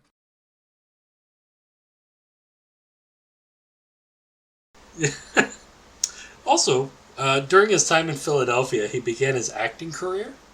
Specifically, he played a role in a vaudeville play called The Stain of Guilt. He was beloved for his performances, despite the fact that he could not act. He never memorized any of his scripts because he could never remember anything. Is this the point where you tell me he was genuinely just illiterate too?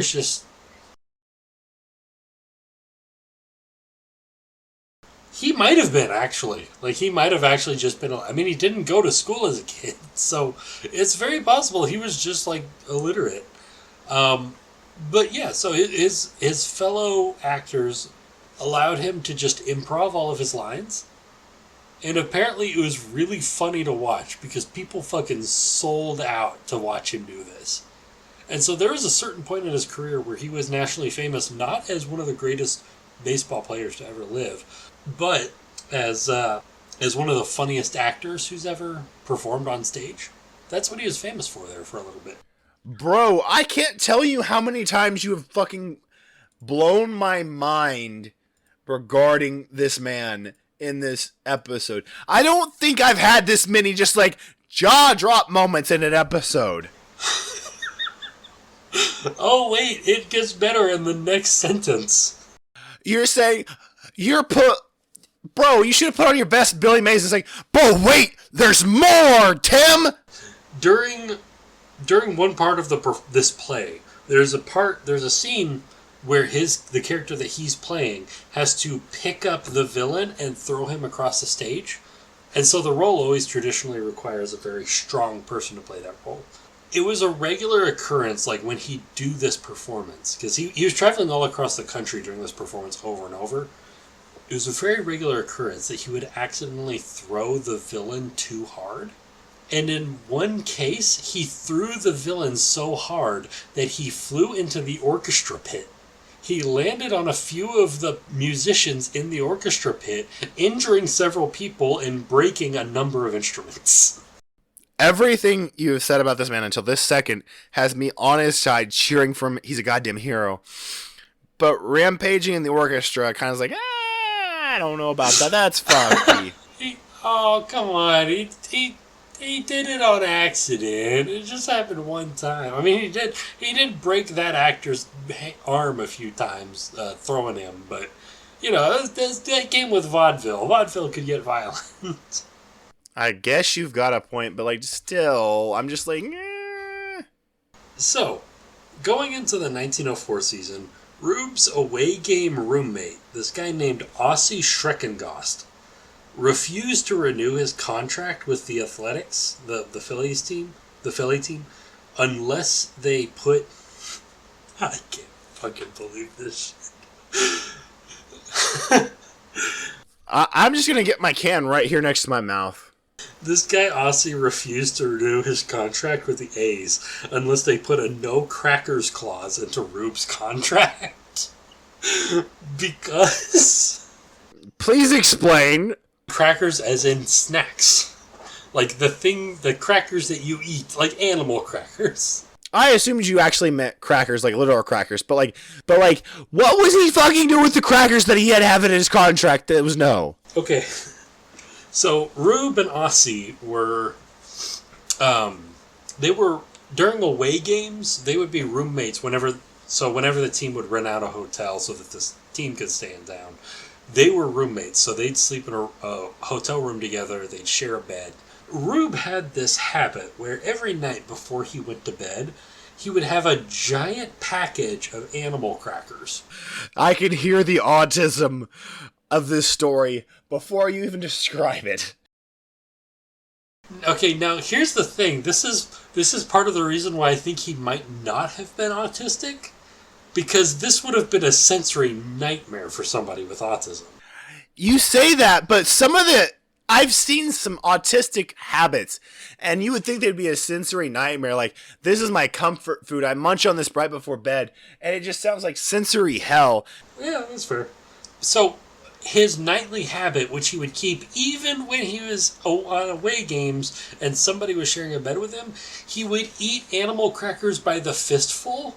And in the process of eating them, would spill an insane amount of crumbs in the bed sheets. So many crumbs that his roommate, Ossie, would have trouble sleeping at night because of the texture in the bed.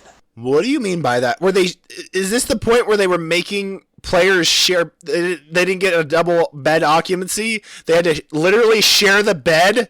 Yes, yeah, this would be a room with one bed. And Ossie would have to sleep. Take a goddamn sip. The fact they had to share a bed needs a sip. Crackers, I feel like, is another one, to be fucking honest. And so You were debating on taking that extra sip versus do I take one or not? I had to organize myself. So basically, like, management, in order to keep Aussie on the team, management had to put this clause into Rube's contract that said he was not allowed to eat crackers in bed on away games. Imagine autism being so hard that your comfort food is no longer allowed on away games because you're so goddamn messy with it, your roommate can't handle it. So that season, 1904, Rube set an all-time strikeout record of 349. He threw 349 strikeouts in a single season, which is a record that would not be broken for 60 years. Fucking hell. The season he got his crackers taken away, he set a 60-year record. They must have been... Maybe the crackers were holding him back just that little bit.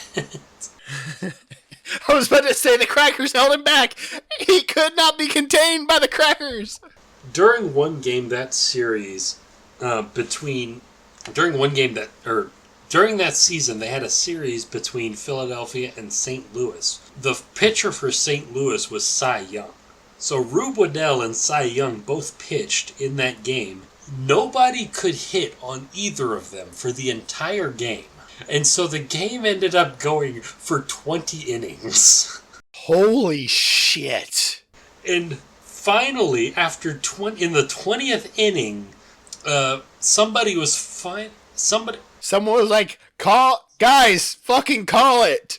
Somebody on the A's, the Philadelphia A's, was finally able to hit a run off of Cy Young, and they were able to get somebody on base, and that won them the game in the 20th inning. So the Athletics won against Cy Young, and Rube was given the game ball for this, like, one of the greatest games of baseball ever played in the history of sport, because probably the two greatest pitchers in the history of the MLB played against one another, because they were so good that they dragged the game out for 20 innings, and then finally they were able to win in inning 20, beating Cy Young, the guy whose name is synonymous with good pitchers.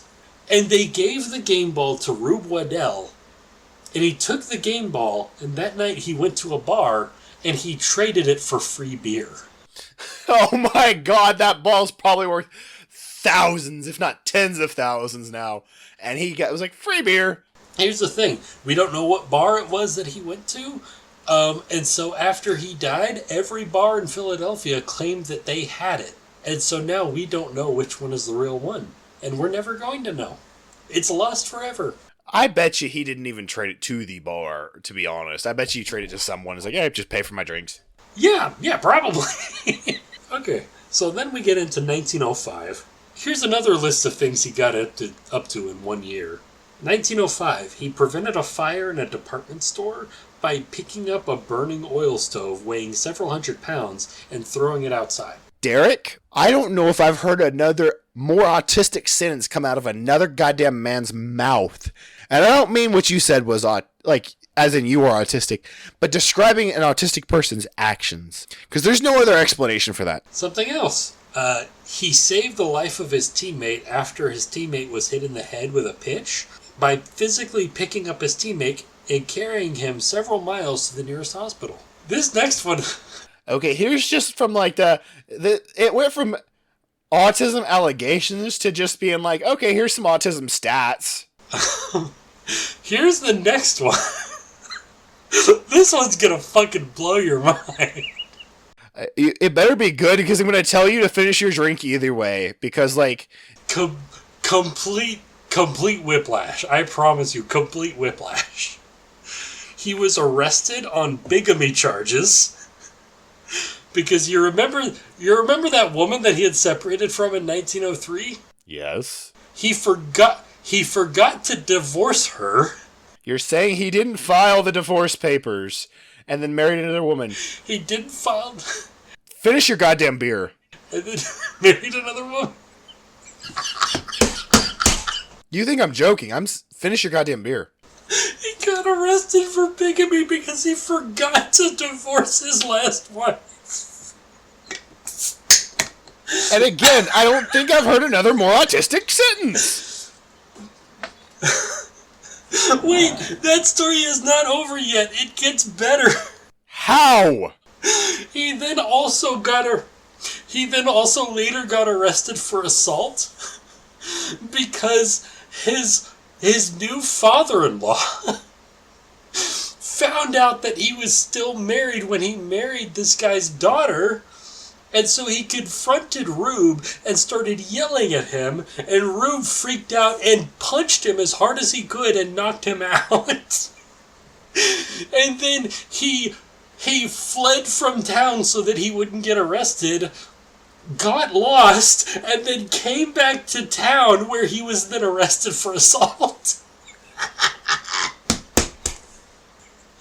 This is the best episode we've ever done. Brother, do you know how many left turn that I was expecting this to take, but then for it to get, like, bitch slapped with that right turn?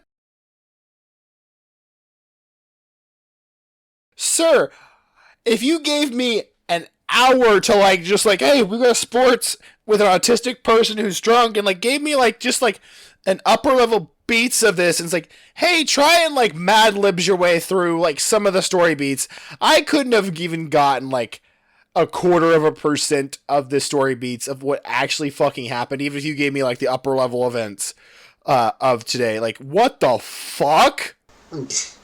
So, unfortunately, we're getting close to the end of the story. This is where it starts to get sad. So, in 1905, he led the Athletics to the World Series. He ended up having to sit out the World Series due to an injury. He sustained this injury during a fist fight with a teammate because while they were on a train heading to the game for the World Series... Okay, so this is complicated. So, are you familiar with hat culture in the early 1900s in America? I barely have a small overview of modern day, let alone from back then. Give me the rundown. Okay, so in the early 1900s, they had very strict social rules regarding hats that were so strict that at one point it even caused a riot when taboos about hats were broken. So here's the basic rundown. Men and women were always expected to have their heads covered when they were out in public, unless they were indoors. If they were indoors, they could take out their hat. Unless it was a building with a very tall roof, like a convention center or something like that, you keep your hat on. Unless it was raining outside, then you take your hat off while you were inside. There were a bunch of rules like that. One of these rules was that when it hit, I can't remember what the date was in the spring, but when it hit a certain date in the spring, then you started wearing straw hats. And then when it hit Labor Day in September, then you'd put away the straw hat and you pull out the wool hat, because now it's getting into the winter. If you didn't do that, it was considered a big faux pas. It was considered like very socially unacceptable. It was very scandalous. God forbid you're ever caught in public without a hat. You were basically treated like you were naked. So, Rube is on a train going to the World Series, and they're in their street clothes, so they're all wearing like their casual street suits, and they've got their hats. One of his teammates is wearing a straw hat. It is after Labor Day. Rube is fucking furious because of this. So this is going in the opposite direction I expected. I expected him to be so out of touch with like those social norms that he was going to be the one who causes an issue, like because he wasn't following it. But you're telling me he was so anal about following, he causes the issue because someone else wasn't following it. Ooh, that's the thing. Rube Rube was so every expectation he was going to break. This was, for some reason, the one social norm that he really latched onto for some reason was hat etiquette. And this gentleman was wearing a straw hat in mid-September, which is fucking unacceptable. Rube gets furious that this guy is wearing a straw hat in mid-September after Labor Day, and he tells him his thoughts. This is unacceptable. This is disgusting. Why are you wearing a straw hat? It's after Labor Day. What the hell are you doing? The guy, because these rules are fucking dumb, and he just wants to wear a hat that matches his suit, starts, arguing back with him. The argument heats up. Eventually, he tells him to go eat a bag of dicks. Yeah, he tells Rube, go fuck yourself. Things get heated, fist gets thrown, and somewhere in that, Rube's wrist gets broken. Nice. His pitching wrist, his left hand. And so as a result, he is not able to pitch for the World Series. This is where Philadelphia fans start to show their true face. Here's where the psycho killer comes out in the Philadelphia fans.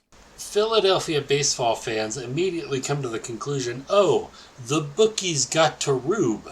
He's either faking his injury or intentionally got the injury so that he could throw the games. Because what happened was that the A's got their fucking asses beat. They got their asses beat so hard, they didn't have to even do the full series. They got beat in 4 games. They lost all 4 games, and the series ended. It was an absolute shit show. And, as a result, they got raffle stomped. They got their shit kicked into the next century. As a result, the Philadelphia sports fandom lost their fucking minds, and they blamed Rube for all the shit for losing the World Series. He would end up playing a couple more seasons with the A's, but he would eventually be traded to the St. Louis Browns in 1908 because he became so unpopular in Philadelphia. I can fucking imagine. So, 1908, he goes to the St. Louis Browns. In that season, he played a series against the Athletics. In one of those games, he set the league's single-game strikeout record of 16. Basically, that means that, the strikeout record means he threw 3 pitches, each pitch was a strike, the batter was out. He had 6... So, what you're saying is, they told him he has a tiny cock. This is just I'm pretty far gone. So, to prove them wrong, he whips his dick out and proves he's bigger than them, and just embarrasses them. Yeah, like Lyndon B. Johnson, he just slams it on the table, strikes out 16 guys in a single game, setting the league record for that season. The problem was, that was the only good game that he played that entire season. Of course it was. Because that makes total fucking sense. After leaving Philadelphia, he started drinking more heavily. Not just funny, he's playing really well despite the fact that he's drunk. He is so drunk at games now that he's passing out on the mound. It's getting bad. He's getting... How did you not go to the hospital with alcohol poisoning drunk? Yeah. Famously, during a game against the New York Yankees in 1909, he was so drunk that he passed out on the mound right after giving up a home run. He did not do that often. He did not throw pitches that resulted in home runs. That was not something that he did. He did it that one time, and then immediately after that, he curled up on the mound and fell asleep because he was so drunk. God, I want to see the timeline where this man... I know I said this earlier, where this man has his shit together and he's actually trying. It would be glorious. Yeah, just a man who functioned physically on a level that human beings can't really comprehend. I'm struggling to wrap my head around like basically whatever you're saying. I'm taking it a few notches down in my head, not literally, but just because I don't know baseball that well.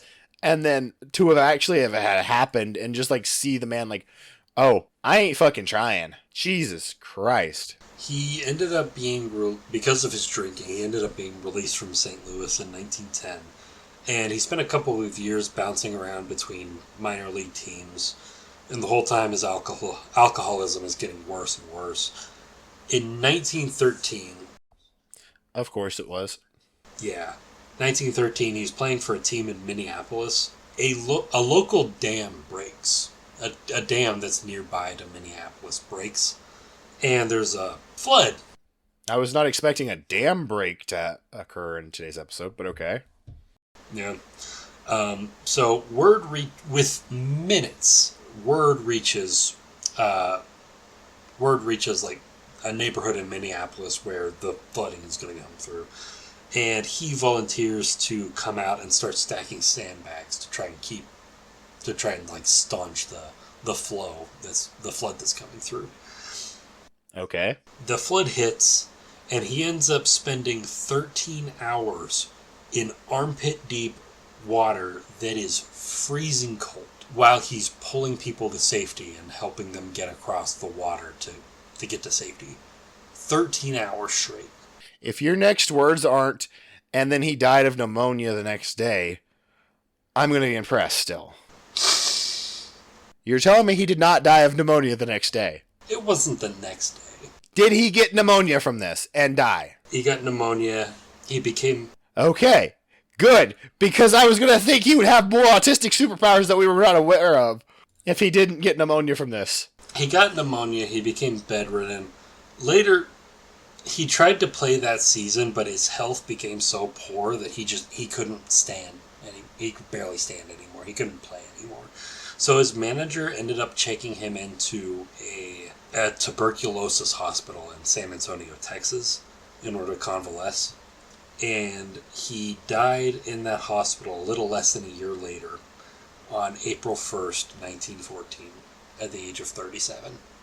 That's hella young for that shit. He died on April... But that's a hella respectable way to go out. Yeah, he died on April Fool's Day. Oh my god.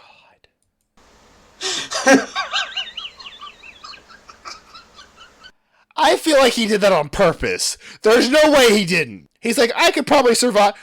Oh, I got one more. I got one more in on you, motherfucker. There's no way that wasn't on purpose. Like, I can probably suck it up and make myself last. Nah, I'm gonna let my body rest and like go because if I do, I know I'll die on April Fool's. Okay, fuck you guys. One last ha ha ha. There's no way. I refuse to believe any other. So hospice care, being as it was at the time, he was basically, when he died, they put his body into a bag. They charted it out to a random field outside of San Antonio and buried him in an unmarked grave. That sucks. Yeah. A few months later, a bunch of his former teammates collected enough money to buy him a proper gravestone. So, and his old roommate from Philadelphia, Ossie Schreckengost, that guy that complained about all of the crumbs in the bed. Yeah. He wrote the epitaph that went onto Rube's headstone. And it read... Headstone? What was the epitaph? Rube Waddell had only one priority: to have a good time. Fuck yes. That boils this man down to an exact science.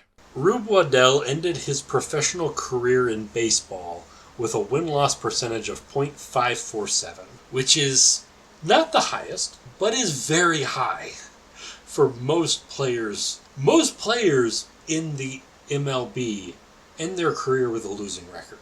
He had a winning record, and he had a moderately high winning record. He had an average ERA of 2.16. Fuck. Which is... I need to double check it. It's either the highest or it's either the lowest or the second lowest of any player's ERA, any pitcher's ERA in the history of the MLB. And here's another new stat that I'm going to throw at you. WAR.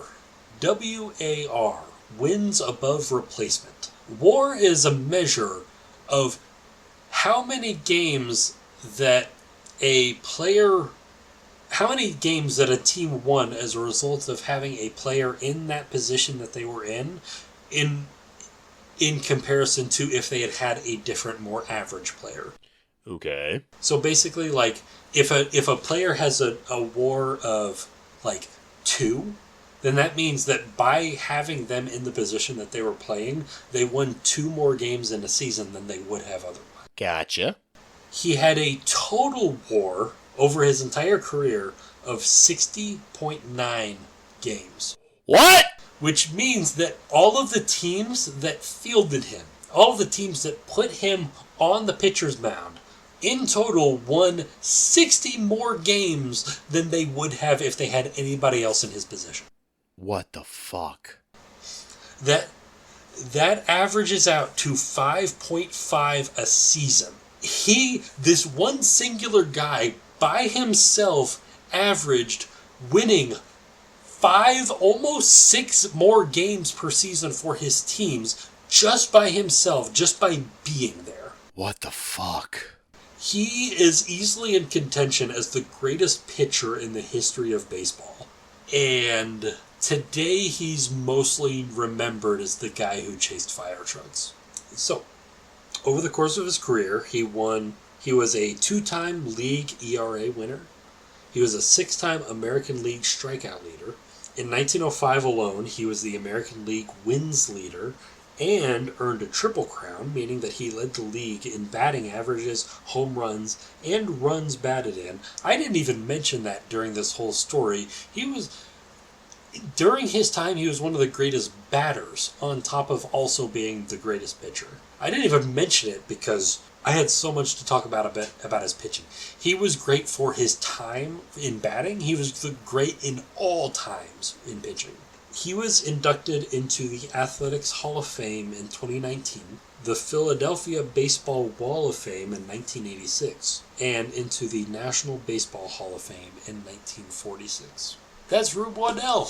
What do you think, Tim? This man sounds like he was a million gallons of autistic baseball kick-ass in a 1-gallon bucket. Oh, this fucking guy. This man is like, hey, I know you don't like baseball. You don't like other sports in general, but do you want to hear an insanely awesome baseball story? Not really. Well, too bad. You're getting it anyway, and you still fucking enjoy it. Yeah, that's why I was so excited to tell you this story, because I knew it was really going to be one of our best episodes. Yeah, I genuinely, I don't give a shit about baseball. Fucking love this. Fucking love it. I love Rube Waddell. I love him. He is. Rube Waddell is like a autistic Riz master. I will say that. God damn it. Don't say that. My man had bigamy charges. You're not going to tell me he had the Riz? It's not because he had Riz. It's because he fucking forgot he was married. Potato, potato. If you can pull the bigamy charges, you have autistic Riz. I guess, but I don't know. He was married like 3 times. I don't know how he managed to pull that off. I don't know how, like... He seems like the kind of guy that would probably have been like Arrow Ace autistic, but somehow had married 3 times. Yeah. Here's the thing. Every single wife that he had left him, and the reason they left him, they all said the same reason. He drank too much. But he never got any accusations like DV or anything like that? No, he didn't beat them. Well, it was a thing back then. I just wanted to check. Yeah, oh yeah. I know. Trust me. I know. I looked into it. There's no accounts that he ever hit them. He was just drunk and he wasn't there. Remember when I said that he spent most of his nights sleeping in fire stations? He was married. He was married. There was a wife who was wondering where he was at home. He had people he was committing fatherless behavior while he had a wife at home worried for him. Yes, he was so drunk he essentially abandoned his wives. That was the issue. If it weren't for the drinking, this guy probably would have lived to be 110 years old and still playing baseball. Imagine that timeline where he gave a shit about trying in baseball and didn't drink. My God, he would be a baseball god. This is a 109-year-old man coming up to the mound. He's still the starting pitcher for the Philadelphia Phillies. He's pitched out the first at bat with fucking 98 mile per hour fastballs and a curveball that defies physics. And then he passes out on the mound and dies of a heart attack. I would love that. So, Derek, what are your sources? My sources are a website called Bandera Bulletin, Bizarre Baseball History, The Strange Story of Rube Waddell. I use baseballreference.com, and I read bits and pieces from a book called Rube Waddell, The Zany Brilliant Life of a Strikeout Artist by Levi Allen. This man, I don't respect hardly any baseball man, but I would fucking salute this man at his funeral. So, Derek, where can the people find you on social media? They can find me on Blue Sky at Visigoth. The O is a 0. Tim, give them the good stuff. So they can find me at Tim, a.k.a. Otis, on Blue Sky, and they can find the podcast. Let me pull it up, because I was actually not ready for that part. Because I'm a dumbass. I don't know why I wasn't ready, but I wasn't. They can find us at the Alexander Society Pod on Facebook and Instagram, Alexander Society Pod on Blue Sky, and Alexander Society on TikTok. If they've liked what they've listened to, they can give us a rate review on their streaming platform of choice, and we will see them next time. Bye.